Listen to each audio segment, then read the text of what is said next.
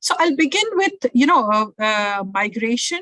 And of course, there are different reasons for which people migrate. And I'm sure all of you are familiar with it because many of us have migrated from our hometowns into cities. Like I have moved to Delhi and currently operating from Delhi. I am from Bihar. So for different prospects, people migrate. So of the several reasons for which people migrate, uh, environmental drivers are definitely one of them. And environmental drivers with climate change, and what we see is a change in the weather pattern, a lot more droughts happening, more intense rainfalls happening.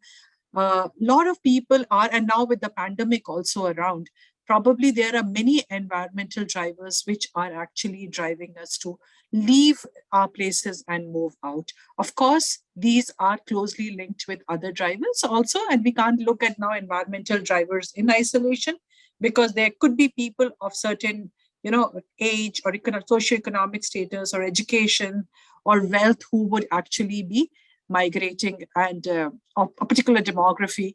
So it's very important to understand that why this migration happens, uh, what are the drivers that actually environmental drivers which result in people migrating from their places, and why do we really need to talk about environmental justice? So if we look at India and we look at the climate risk index, India actually is between like 1 to 10. You can see it's dark red here. And it's between, so India stands at 5 when it comes to climate risk index that's there. And if we look at the top 10 global risks by severity, so this is one report, it came out a couple of days ago by World Economic Forum. And in this also, if you see, a large chunk of it you can see is green. That means the risks are related to the environment, whether it's top 3 here, and then you have two of them here. And then you have other 3 here in between, so which are again related to societal listing. So top 8, if we look at top 8 drivers, they are primarily either environmental or social drivers, which are actually putting people or putting the globe to risk. Definitely, we will be touching upon all these things. Social cohesion erosion, we are seeing it happening more than ever before, not just in India, but globally we see this is happening. Livelihood crisis, pandemic has actually made it, deepened this crisis, but livelihood crisis, employment losses which are there, especially in rural India, you see large part of people having crop losses, and hence, that's something that is main livelihood option for them, and they are moving out from there. Infectious diseases again would be increasing over time.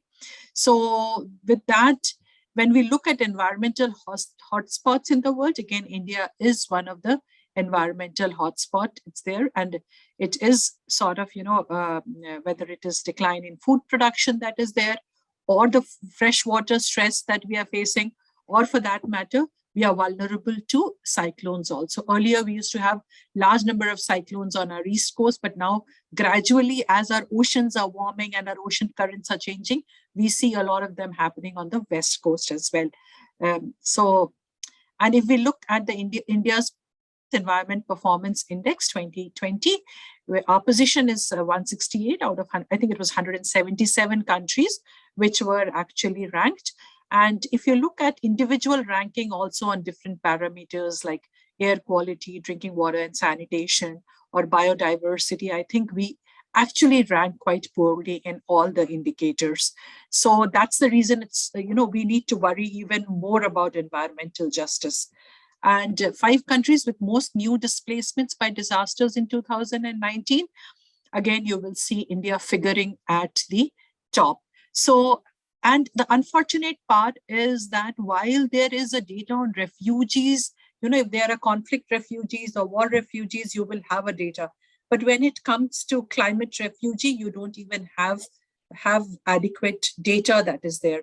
And if we look at the Geneva Convention also, actually climate refugees are not, they don't figure out in the set of refugees. So they're not even acknowledged as refugees. So probably they don't even get those rights which other refugees are able to get. So why environmental migration? The global surface temperature is actually, there's a departure from the average. If we see it here and suddenly we see in the last 5 decades, the temperatures are only going up every year. And if we look at probably India also, the summers are going to be, literally unbearable here. In Amritsar, for instance, in 2019, the temperatures soared till 50.6 degrees Celsius. In Canada, I'm sure all of you are familiar with the 200 people who died because of record-breaking heat wave that gripped Canada. It's just last summer that we are talking about. Floods, hurricanes, wildfires, everything is on the increase globally. And if unstrained climate change means we'll see many more storms in the future. Cyclone Amphan, I'm sure all of you again, which happened in 2020 while we were grappling with COVID. Amphan also happened, and probably it wiped off almost about 80 to 85% of the Sundarban area that is there. In some parts of Sundarbans, the sea is advancing inland at the rate of 20 yards per year.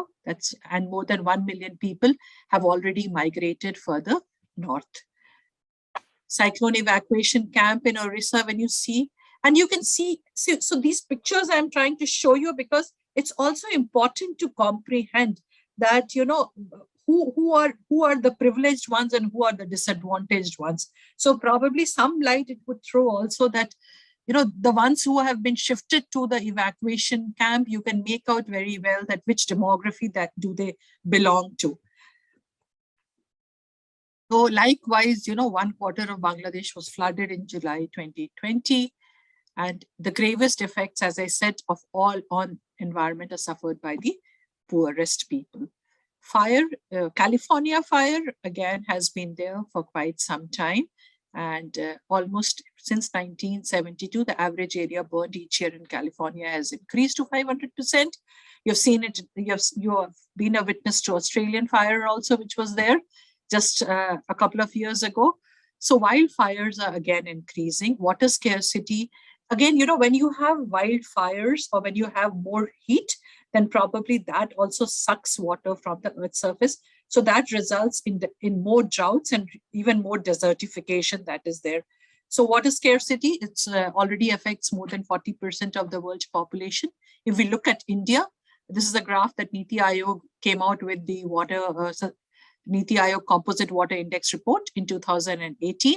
And in their report, very clearly, they have said 40% of the population will have no access to water by 2030. We continue as business as usual. So 21 cities would literally run out of their groundwater, and 6% of the GDP will be lost by 2050 due to water crisis. Not to say that almost 85% of the jobs are directly or indirectly linked with water. And here we say that 2030, the demand for water would be twice the supply that is there. Too little water, again, there's another major problem that is there, which results in migration of people or even people committing suicides. In India, we have almost 60,000 farmers who have committed suicide in the last 30 years. So because of crop losses or because of getting into a vicious cycle of debt, unable to pay their loans, money lenders giving them, giving them loans at a very high rate. So all those things are together contributing to farmer suicides in India. So COVID-19, again, hand washing is very, very important. And if people do not have access to water, they are at the risk of contracting COVID-19. Major groundwater aquifers losing water. So India uses a quarter of the world total when it comes to groundwater use. And most of our, this is a map from Planning Commission of India, but even if you look at the Central Groundwater Board map, you'll see that most of our regions are either overexploited or semi-critical or critical when it comes to water. This is the Lake of Chennai, where you see India's sixth largest lake, which ran out of water completely in 2019. Chennai is the same place, perhaps, which was completely flooded in 2015. So within the span of 4 years, we see that there's drought, and this lake, which provides water to Chennai, was completely dried up. Recently, again, Chennai had very intense rainfall, and there have been a couple of episodes of Chennai getting flooded again. So day zero in Shimla is again something that has happened just about 3 years ago. So actually, because of climate change, there will be large parts of the world that's going to become uninhabitable.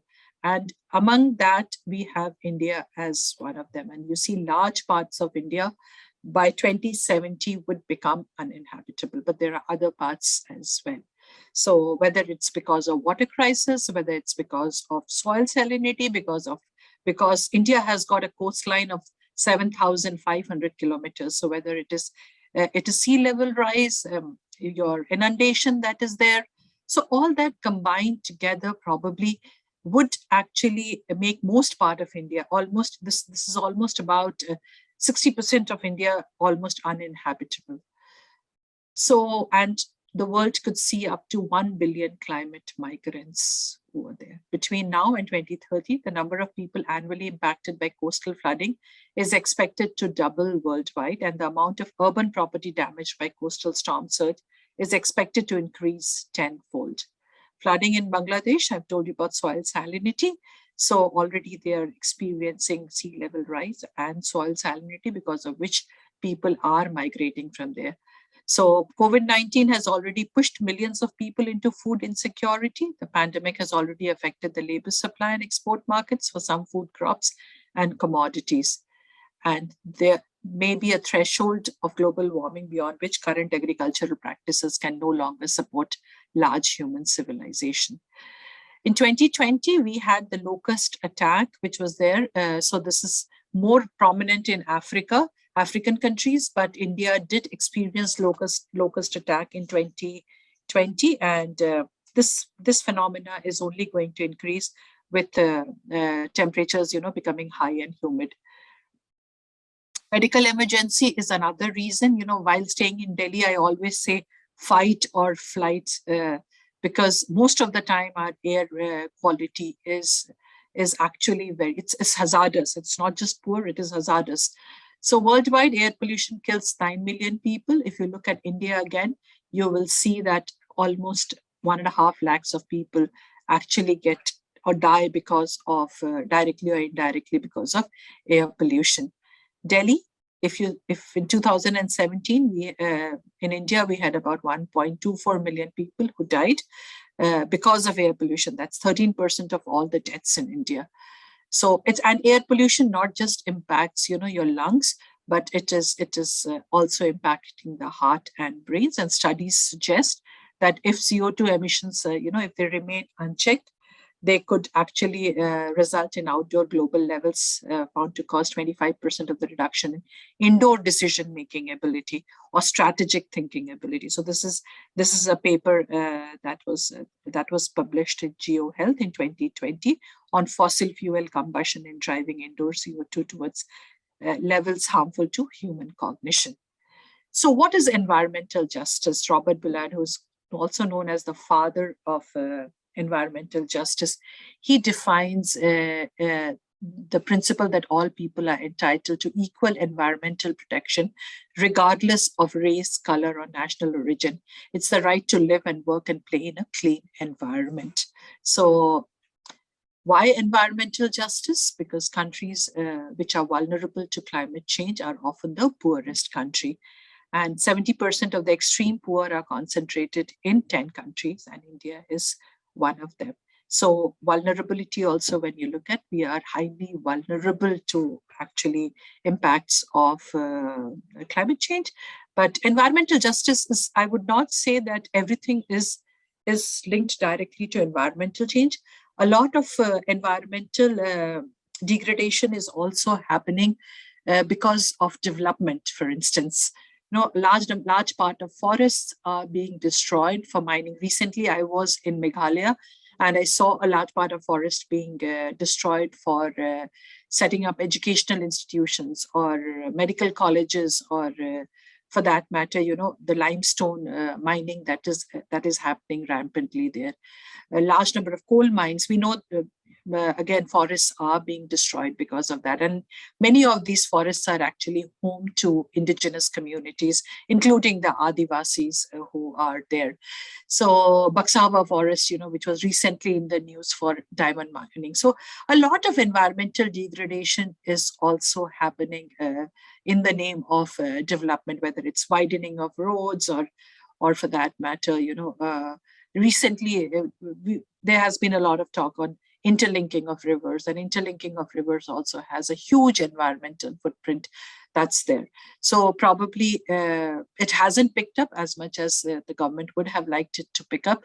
We have the Central Vista project again happening in Delhi that is there, which again resulted in a lot of green spaces being converted into concrete buildings. Uh, the environmental impact assessment, we will be talking a little in my presentation on that EIA, the draft EIA 2020. There was a lot of hue and cry around that. So all these things probably then actually focus on that. Why should we really go for environmental justice? Because all these things, when they happen, whether it is you build a dam, for instance, or whether there is any infrastructure that's constructed, people who lose out or who are actually the losers in that are the ones who are the most vulnerable. They are never compensated, commensurate to the losses that they actually they go through. The other thing that we need to also look at is the gendered impact of disasters. So often, all these disasters that we are talking about, or for that matter, degradation of forests that happens, or drying up of natural resources that happens. So all these things also have a gendered impact, which again our policies don't look into, like structural barriers that limit women's access to land, technology, financial services, education, and skills, make them more defenseless during disasters. I'll just give you a few examples here. Crop failure, for instance. If there is a crop failure, women actually, have the duty to provide food to the family. So somewhere that additional stress goes on to the woman as to from where should she source food, or from where should she get the food. Also the poor, so not just gender. When I say gender inequalities, I would say even males who are poor, or who are underprivileged, or who are marginalized, or farmers, for them to actually get source food becomes very difficult. Fuel shortage is the next one. So whenever we talk of, deforestation, for instance, a forest being acquired, a large number of firewood or fuel wood collection happens from the forest. Even when we convert certain forests, from a common property resource or a free access resource to a reserved forest, and denying access to people who are dependent on that forest for fuel wood, the person has to then travel extra miles to really collect that fuel wood. Water scarcity, again, for instance, in the Himalayan region, almost about 1.5 million springs have dried up. So people have to then travel longer distance to get water. Likewise, when a nearby water source gets contaminated or dries up, then probably the people who are collecting water have to actually travel extra miles to find water for their household water provision. We do have Jal Jeevan Mission, we do have Ujjwala schemes, but then how far they are able to address this problem, we can discuss it during the Q&A session as well. So natural disasters, again, when people are shifted, women become more vulnerable also when there are natural disasters. Here you can see the figure of female mortality during different natural disasters which are there.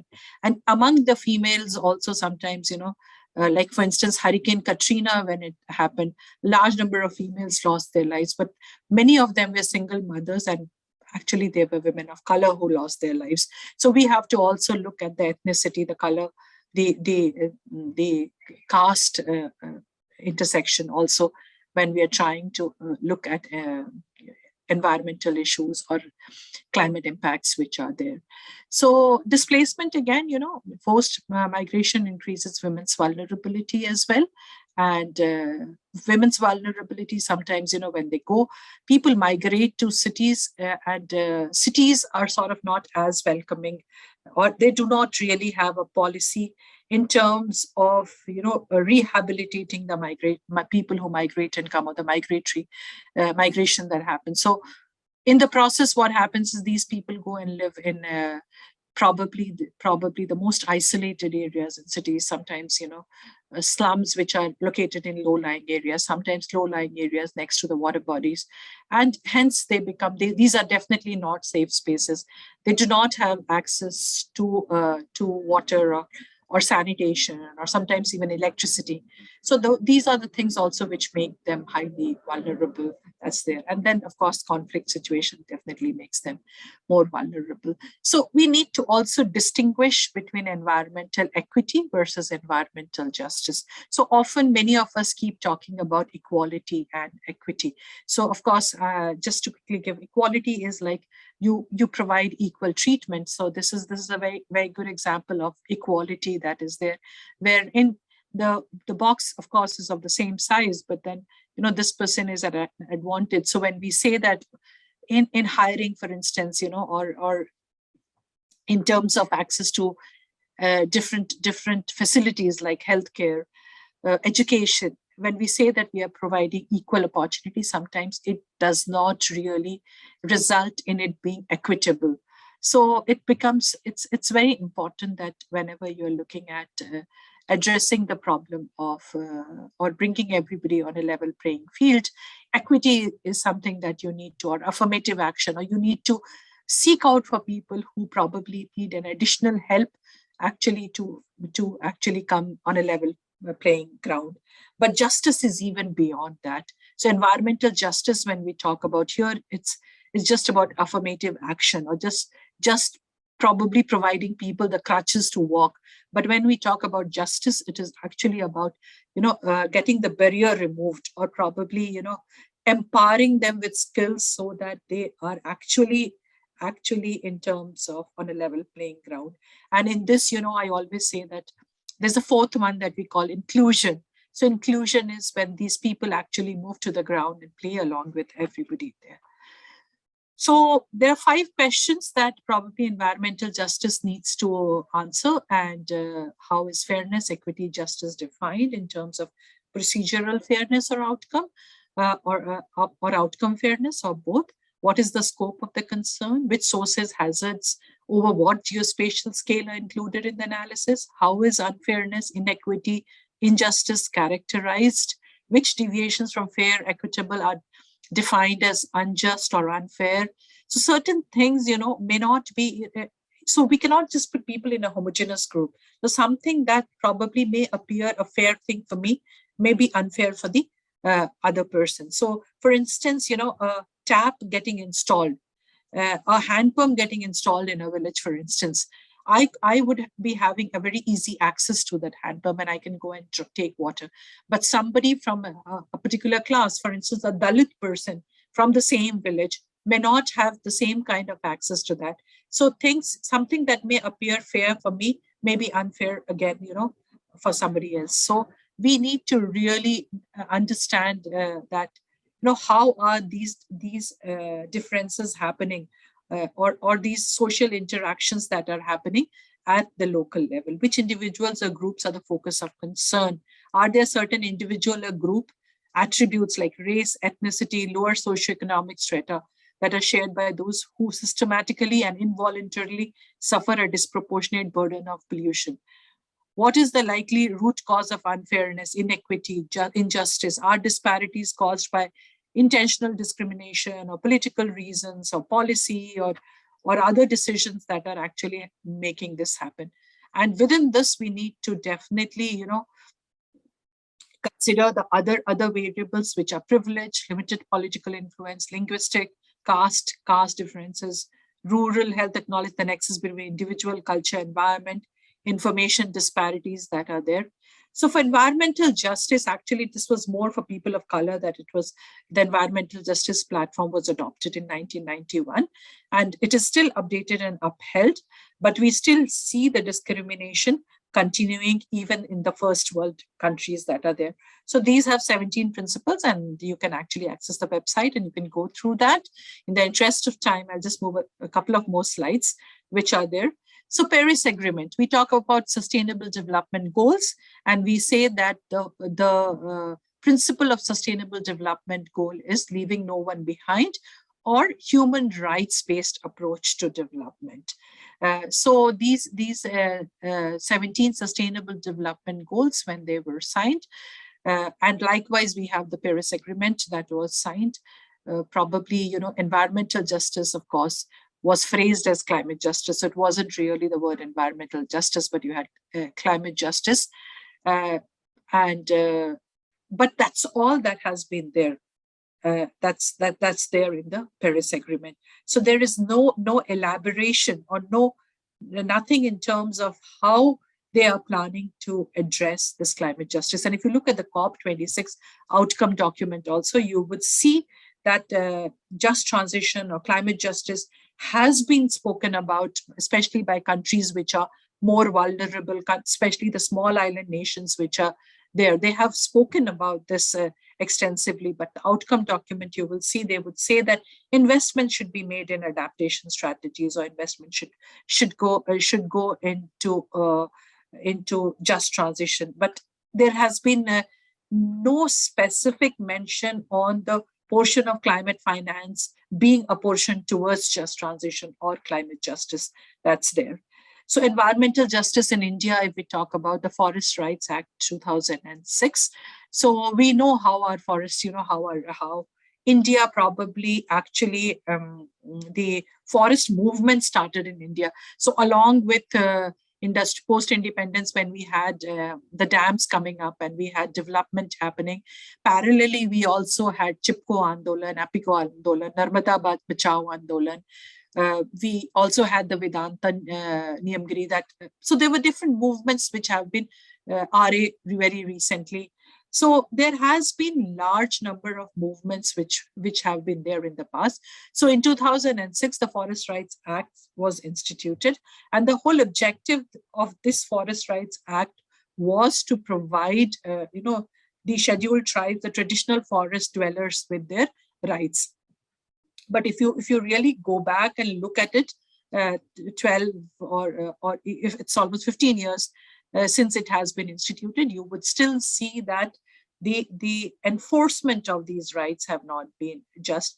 In fact, recently there was a movie also, I think it was named Jai Bhim. Very, very clearly it brought out the injustice that is being done to the tribal communities or the indigenous communities that is there. The Environmental Impact Assessment Draft Notification 2020, it was watering down of environmental EIA 2006, where several of it has been actually watered down, including the public hearing time that is there, that has been brought down. Certain industries which were in A1 have been brought down to B1 or B2. There are others who have been kept outside the ambit of consultation as well. The reporting period has been increased with time. Of course, the final version is yet to come. So there were more than a lakh of, I would say, petitions that were there, which has been submitted.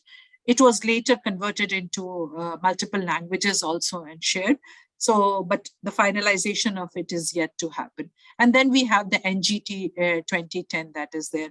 So NGT, National Green Tribunal Act, again, the purpose of it was again on environmental protection and conservation of forest and other natural resources, including enforcement of any legal right relating to environment, and giving relief and compensation for damages to persons and property and for matters connected therewith or incidental here. To earlier, of course, suo motu action they could not take, but now they can.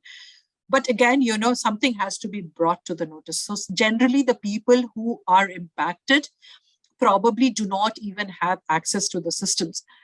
So people like you and me have to actually intervene to handhold them and help that justice comes to them, or probably on their behalf file a petition. So while there could be acts that are there, but getting the benefit of that acts is also a challenge in our country. So by 2050, if no action is taken, there will be more than 143 million internal climate migrants across these three regions, and in which we have about 40 million that we would see in South Asia. So Humanitarian experts predict that the current trajectory of climate change will displace millions of people in the global south. Some few strategies which are there. Of course, we talk about greenhouse gas emissions that we need to cut on, invest in more research to understand who is getting impacted, how is this marginalization happening, what is it that actually making them more vulnerable. What are the kind of support systems, what are the kind of government policies which are there. So all those things, we need to really have data, which we probably lack at this point in time. Then better policy is also important. So while we do not consider climate refugees as part of the 1951 Geneva Convention as refugees, but still there has to be some kind of provision that needs to be there for them as well. So when they migrate, they at least have uh, uh, dignity in living is provided to them as well. So expand the UN guiding principles on internal displacement. So this is another thing which is there. So when we look at UN guiding principles, it actually covers only sudden or onset disaster that is there. Sudden onset of disaster that is there. It doesn't really look at slow onset disasters which are there. But the impacts of climate change are actually, or environmental impacts are sometimes felt over a period of time. To trying to sort of understand and acknowledge it, and trying to address that as well should also be brought under the ambit of UN guiding principles on internal displacement.